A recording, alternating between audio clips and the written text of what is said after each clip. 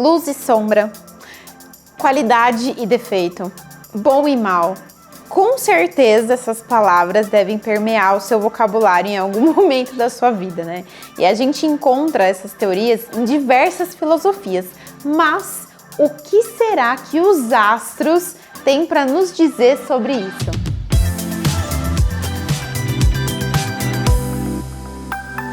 Pois é. Eis que aqui, quando a gente senta no nosso sofazinho da nave com os astros, a gente vai falar de astrologia e vai olhar o céu e vai ver o que é que os signos, os planetas estão tentando ensinar pra gente de lá de cima, né? Afinal, como eu sempre falo pra vocês, o que tá acontecendo fora tá acontecendo dentro. Então, olhar o céu e entender os movimentos, as características dos planetas, do signo, é uma forma que a gente tem de associar isso ao comportamento humano e tentar trazer pra gente um pouco mais de entendimento sobre nós mesmos, né? E as nossas potencialidades e os nossos talentos ou as nossas dificuldades. Então a astrologia, ela faz exatamente este papel, ela tem este papel nas nossas vidas.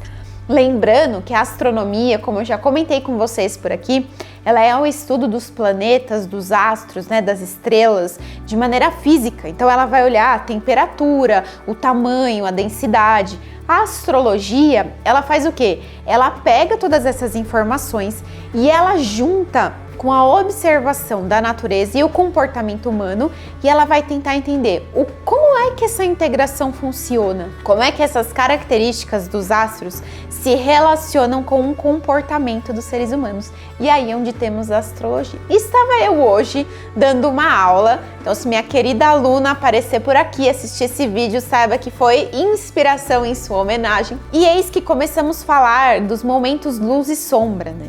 E a dificuldade que a gente tem em aceitar a nossa sombra.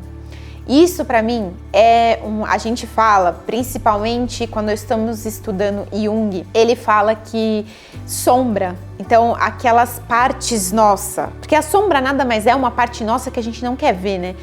Daí o nome sombra, então os nossos defeitos ou aquelas partes nossas que são chamadas de feia que a gente não quer ver, sombras são criadas na educação, é problema de educação. Aí olha isso, pode parecer muito doido, né? Pode soar doido. Como assim problema de educação?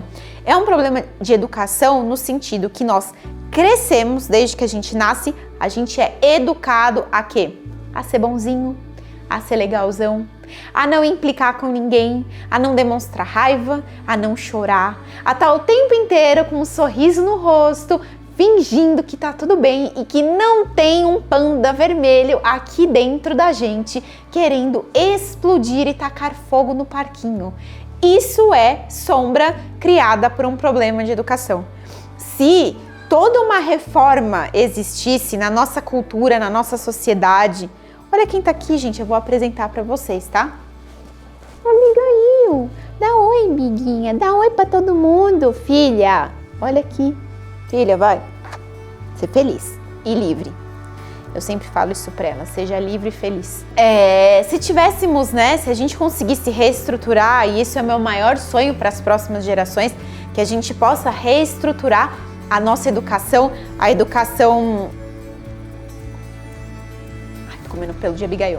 A educação que a gente dá para os nossos filhos, né, no sentido de o quê? Integração. De que opostos são complementares. Das leis universais, a lei da polaridade, ela diz que o quê? Os dois polos mais distintos são os polos da mesma corda. Então imaginem aqui, putz, pior que eu não tenho nada para demonstrar. Mas enfim, imaginem aqui que eu tô com uma corda. Do lado esquerdo, eu tenho muito calor, tipo 100 graus Celsius. Do lado direito, eu tenho muito frio, tipo menos 100 graus Celsius. No que isso se difere? Somente nos graus. Porque são polos da mesma corda. Qual é a corda? Temperatura. Ou seja, frio e quente são dois polos extremos que quando a gente vai caminhando, a gente chega no meio, num equilíbrio da mesma coisa, da mesma característica que a temperatura. Luz e sombra são dois polos de uma mesma corda. Se não existe um lado, não existe o outro. Logo, se não existe sombra, não existe luz. Se não existe luz, não existe sombra. Aqui a gente vai olhar para quê? Dia e noite. Se não existe dia, não existe noite. O claro e o escuro. A cara e a coroa, duas faces da mesma moeda. E por que é tão difícil a gente fazer essa integração? Porque não fomos ensinados a isso.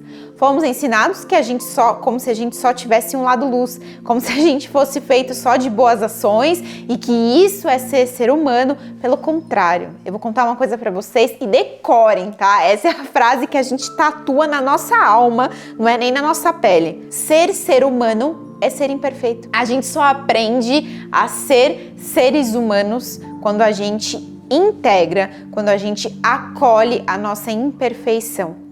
Perfeitos são os mestres ascensionados, os anjos, os arcanjos, os querubins. Sejam eles os que vocês quiserem chamar. Nós, enquanto seres humanos, somos imperfeitos. Por quê? Estamos num processo de crescimento e evolução. Então, sim, nós vamos errar. Sim, muitas vezes temos ações que talvez não são tão boas, magoamos, ferimos outras pessoas. Mas por que é que a gente foi educado e ensinado de que isso é ser menos? De que isso é uma coisa passível de punição, de castigo. E aqui não vou nem entrar num tema que seria um pouco mais desafiador, que são as religiões, mas vou deixar por hoje a gente só com um tema de coletivo, pensando em sociedade, pensando em cultura, mas somos ensinados a isso. A filha boazinha é a filha o quê? Que não chora, que brinca sozinha, que não implica com nada, que não faz birra, que não se joga no chão. Essa é a melhor filha, não é? E aí crescemos adultos buscando o quê? Perfeição. Uma perfeição altamente ilusória, inalcançável e que só nos maltrata, porque a gente não vai alcançar, porque é uma imperfeição impossível de alcançar, porque sim, a gente vai errar, sim, a gente vai esquecer das coisas, a gente vai magoar as pessoas, a gente vai gritar com quem a gente ama, a gente vai fazer uma cagada hora ou outra na vida.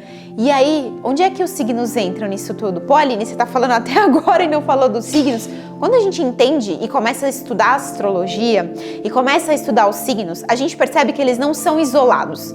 Para quem conhece de astrologia já deve saber disso, mas para quem não sabe, quando a gente tá falando Áries, Touro, Gêmeos, Câncer, eles não são signos isolados, a gente não olha para eles única e exclusivamente um signo. Por quê? Ele tem o seu oposto complementar, ele tem o seu outro polo da corda. Então, quando eu tô falando de Áries, eu também tô falando de Libra. Quando eu tô falando de Touro, eu também estou falando de Escorpião.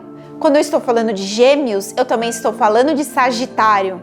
Quando eu estou falando de Câncer, eu também estou falando de Capricórnio. Quando eu estou falando de Aquário, eu também estou falando de Leão. Quando eu estou falando de Virgem, eu também estou falando de Peixes. E olha a coisa mais magnífica, os signos, eles têm os seus opostos complementares. Quando eu vou entender o que significa oposto complementar, significa uma coisa que está num polo diferente da onde eu estou, mas que me complementa.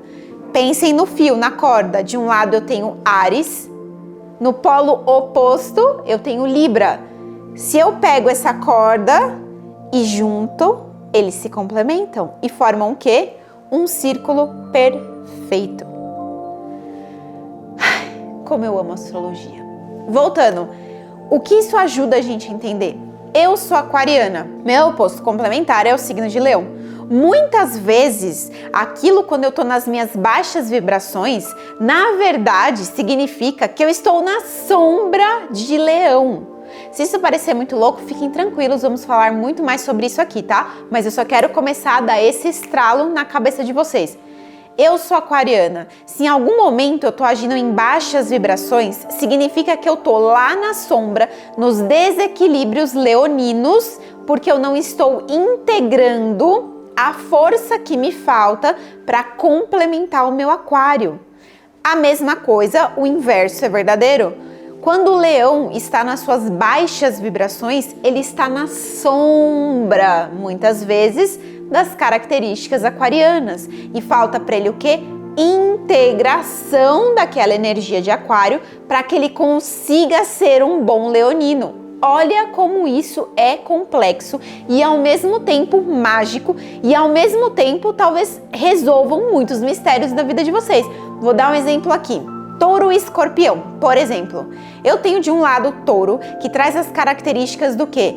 Ele entende o fluxo da vida, o morrer e o nascer. Ele sabe que o fluxo se dá entre dar e receber, altamente espiritual. Ele sabe que ele pega as mensagens lá em cima no espiritual e ele concretiza na matéria através disso tudo. Aí você vai falar assim, taurino, você que tá me escutando, imagina, Aline, você tá louca? Eu sou cético, não acredito em absolutamente nada, altamente apegado nas coisas, pra mim é difícil doar, é difícil... Aí sabe o que eu falo pra você? Quem tá projetando isso é a sombra escorpiana, porque o escorpião nas suas sombras, altamente cético, dificuldade de encerrar ciclos, de finalizar. O escorpiano nas baixas vibrações não entende que as coisas têm começo e fim, dificuldade em desapegar dos ciclos. Touro vivendo a sombra de escorpião. O que é preciso fazer para esse taurino de fato vivenciar essas características taurinas?